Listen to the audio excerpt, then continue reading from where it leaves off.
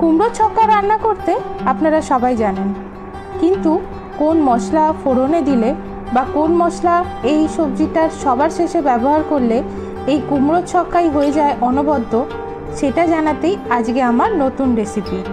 নমস্কার, গৃহিণী টু রাঁধুনি পরিবারে সবাইকে আমন্ত্রণ। আর যদি চ্যানেলে নতুন হয়ে থাকেন তাহলে চ্যানেলটা সাবস্ক্রাইব করে দেওয়ার অনুরোধ রইল।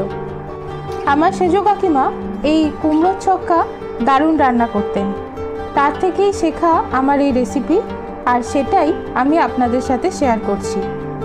ছোটবেলায় আমি ওনাকে বলতাম, তোমার হাতে কি গরম মশলা দেওয়া আছে নাকি? তুমি যাই রান্না করো সেটাই অনবদ্য হয়ে যায়। এই রান্নাটা করতে করতে এই রকম অনেক স্মৃতি মনের কোণে ভেসে উঠল, তাই সেগুলোই আপনাদেরকে শেয়ার করলাম। আলু আর কুমড়ো আলাদা আলাদা করে সর্ষের তেলে অবশ্যই ভাজবেন, ভেজে তুলে রেখে দেবেন। আর কুমড়োর ছক্কা মানেই ফোড়নে পড়বে 5 ফোড়ন আর শুকনো লঙ্কা।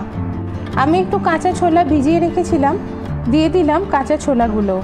কেউ চাইলে কাঁচা বাদামও ভিজিয়ে রেখে এই তরকারিতে দিতে পারেন।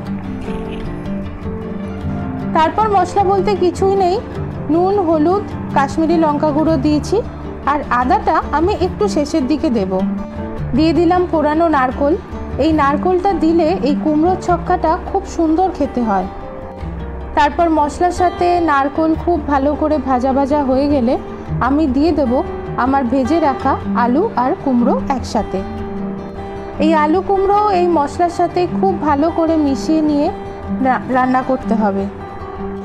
এই নাড়াচাড়া করার কিছুক্ষণ পরে আমি দেব আদা, কিন্তু আদাটা আমি পেস্ট করিনি বা বাটিনি। আদাটা আমি গ্রেটার করে কুড়ে নিয়ে একটু যাতে মুখে আদাটা লাগে এই তরকারিটার, সেই রকম অবস্থায় আমি আদাটা দিয়েছি। কারণ আপনারা জানেনই 5 ফোড়ন বা 5 ফোড়নে যে মৌরি থাকে তার সাথে আদার একটা কম্বিনেশন, সেটার যে একটা সুন্দর গন্ধ বেরোয় তরকারিটা থেকে, এই গন্ধটাই কিন্তু বেরোবে। আমি খুব একটা ঝাল এতে দিইনি, কারণ কুমড়োর তরকারিতে একটু মিষ্টি মিষ্টি ভালো লাগে। আমি খুব একটা ঝাল পছন্দ করি না, তাই জন্য আমি শুধুমাত্র কয়েকটা কাঁচা লঙ্কা ব্যবহার করেছি। আপনারা আপনাদের অনুযায়ী ঝালটা ব্যবহার করে নেবেন। এরপর দিয়ে দিলাম আমি সামান্য উষ্ণ জল। জলটা যতক্ষণ ফোটার অপেক্ষা আর আলুটা সেদ্ধ হওয়ার অপেক্ষা, কেননা কুমড়ো ভাজা হওয়ার পরে এত নাড়াচাড়ার পর আপনা থেকেই সিদ্ধ হয়ে যায়। সবার শেষে আমি ছড়িয়ে দিলাম একটু চিনি, যেহেতু একটু মিষ্টি মিষ্টি খাওয়া পছন্দ করি তাই।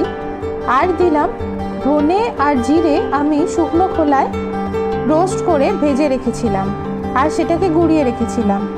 ছড়িয়ে দিলাম সেই মশলাটাও। এই মশলাই কুমড়োর ছক্কার সুঘ্রাণ আরও বাড়িয়ে দেবে। ততক্ষণের জন্য টাটা, আবার আসছি নতুন একটা রেসিপি।